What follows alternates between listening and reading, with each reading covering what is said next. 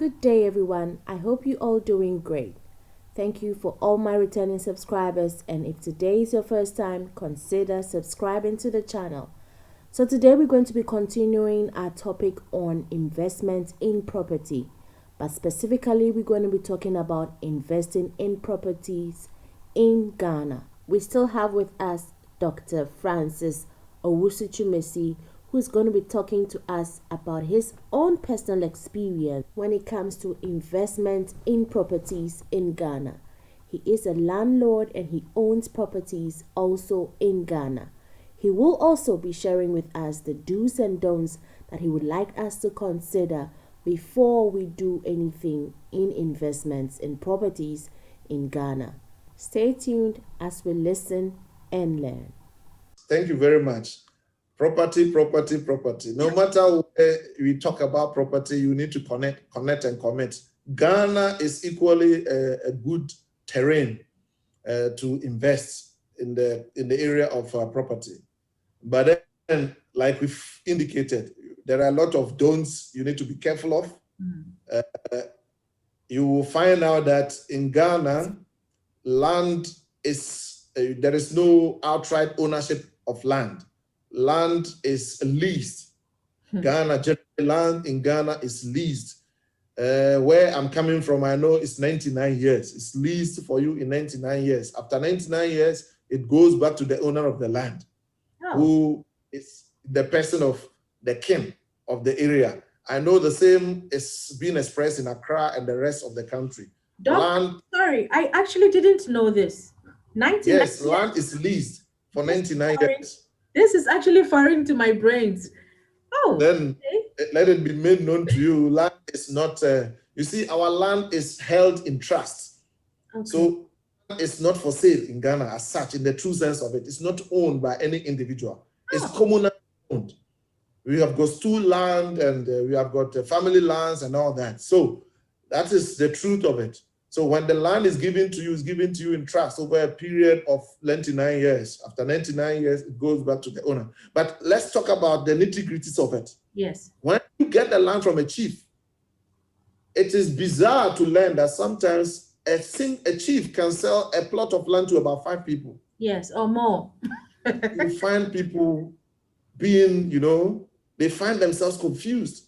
Yeah. Some of them may not be living in Ghana. They buy, they go back, and then thinking that they are going to organize themselves, come back to build, only to find out on their return, somebody is busy building on their property. Yes. And so it's a big issue and that's why there's an issue of land guards in Ghana, where you have got, I am not an expert in that area, so I cannot speak with confidence on that. But let me speak about a bit of my experience regarding the need to be careful, even family. Did not give in when it comes to even family to say, oh, this is my family member, I'm leaving everything with him with regard to the building. Because in Ghana, most times we use our own resources, our own money. We don't work through the bank. No. We build ourselves from scratch. So we trust people.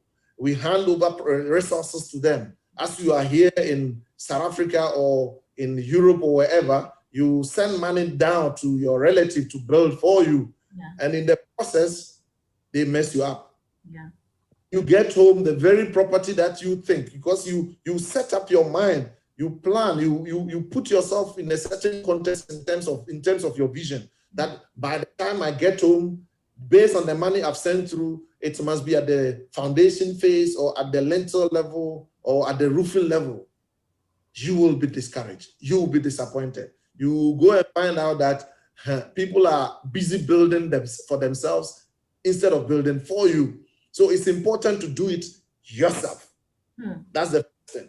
Make sure you do it yourself. Don't trust even the professionals. I'm sorry to say this. Because I had an experience with an architect. I gave my money out to this person and the outcome was horrible.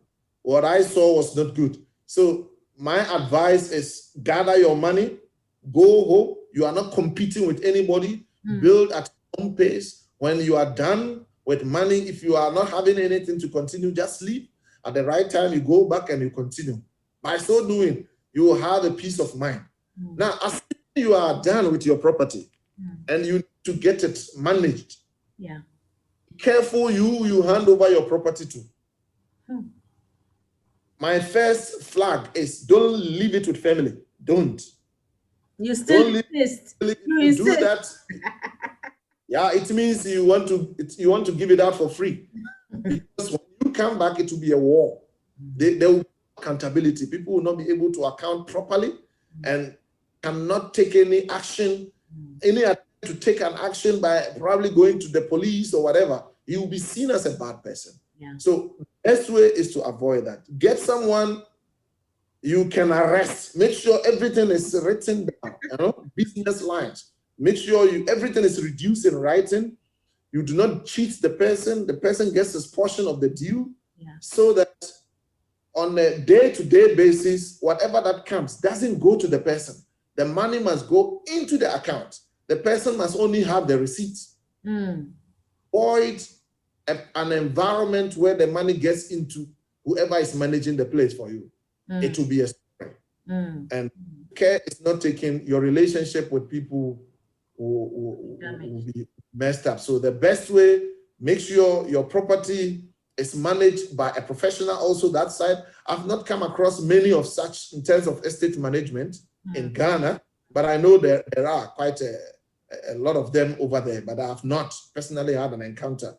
My encounter was with friends and all that. And for me, I will appeal to people to look into making sure that the person you give your property to is a professional, and that you reduce the discussion or the agreement in writing, so that if things go haywire, you are able to resort to the law enforcement agencies to remedy the situation. Thanks. Okay, so this is like a side hustle issue right now, where somebody can register themselves as a estate agent to be reputable and all that. That is something anybody out there who is in Ghana can consider doing, because people want to trust somebody like that to manage their businesses. So you can go into that. Doc, I also wanted to know, are the laws also in Ghana as flexible or as dependable as the ones in South Africa? Because when you talk about how you went to law, to the court of law, and there was judgment placed in, even in writing of the lease, when you said all things must be considered, the policies of the landlord, the policies of the tenant, whether you don't oversee it and all that. Are those laws also, with your experience, have those laws also been implemented in Ghana, or are there any such in Ghana?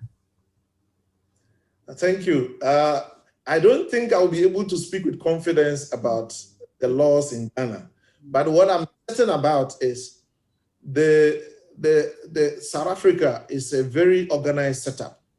The caste system is so structured that you know the owner of a property anywhere in the country. That is not the case in Ghana. You see, such that even the tax base in the country is broader. I know that Ghana is now getting there. Quite recently, I learned that they are doing the GPS for each property in Ghana. Yes. With the hope of having it digitized, so that they know owners of property, and they will be able to identify the size of properties, which one is for which business, and the tax implications and all that. So from that perspective, I think Ghana is coming. Ghana is there with regards to that. But what I'm not sure of is about the laws that seek to protect both the tenants and the land. I know that the judicial system in Ghana is also mature, that they deal with issues around tenancy agreement and all that. But I wouldn't love to show off my head as being very proficient in that area. I will just step back to talk about the experience that I have in that area, to say that, yes, I know that the laws are also there in Ghana regarding that, just that I do not know the details thereof. Thank you. So considering that you have properties in both countries, which is the best for you? Would you rather invest more in Ghana or more in South Africa? It's a very difficult one. You see, when it comes to property, I will tell you that everywhere everywhere. It's important to, consider doing so. But to compare the two, I think I must sit back and do the market analysis in terms of the value, because in South Africa, I get calls. You get calls where professionals will love to do the valuation of your property. So on a day-to-day basis, you are aware as to how the value has moved or has appreciated from maybe X to Y. But I'm not privileged to know that of Ghana. But if one can do just a raw analysis with regards to even the value of land in Ghana, I think it is the same. In one would say that, let me use Ayeduase, which is in Kumasi, as an example. In the early 90s, the value of land in Ayeduase was nothing to write home about. It is, I'll call it a village because that's where I'm coming from, but today it's not a village. Kumasi has grown to the extent that Ayeduase is now part of Kumasi, and it is the village which is now sharing boundary with KNUST. KNUST is Kwame Nkrumah University of Science and Technology in Ghana. Now, the value of land, a piece of land in Ayeduase then in the early 90s was way too low compared to today. If I'm not exaggerating, you will be fortunate to get a piece of land now in Ayeduase for 100,000 Ghana cedis. Wow. You'll be fortunate to get it for 100,000 Ghana cedis. Wow. And you'll be fortunate. I don't think you even get it. Why? Because gradually there is massive development going on in Ayeduase. Most of the hostels are coming up because of its close proximity with the university. So most buildings are now changing, how do you call it? Their face, the face is being changed from being a family property to a hostel. So from being expanded horizontally, they are now expanded vertically. You find a lot of high rise in Ayeduase now. So you can see when you walk in there, you can see the number of people that are trooping into the area looking for accommodation. Now that the academic year is about to close, as we speak, here there are a lot of students who are busy looking for accommodation for the next academic year. And that tells you the demand is greater than supply. And if the demand is greater than supply, you should expect the price to shoot up.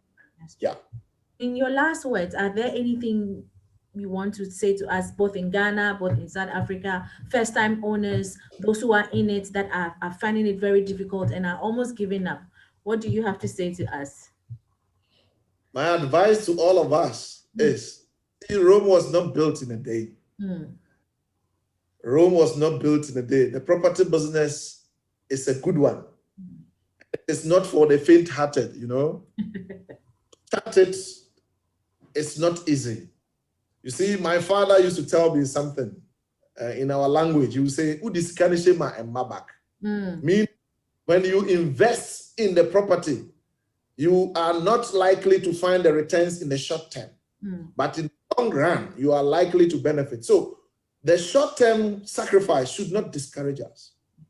It is not easy. A bag of cement, the price is still skyrocketing.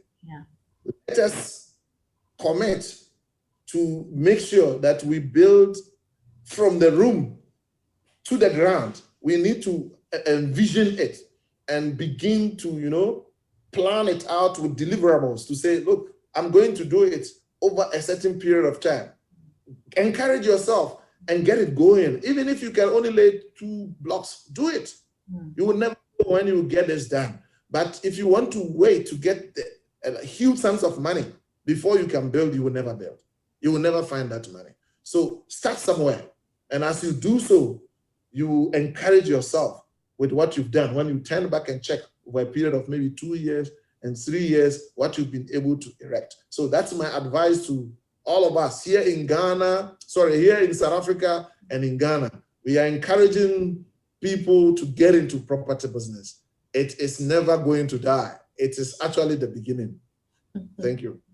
Thank you so much, Doc. Thank you so much for your time and your insight and all your advices. And I'm sure those who have questions will feel free. You can drop it at the comment section. I will do a follow up for you if you want to ask more questions that we haven't answered.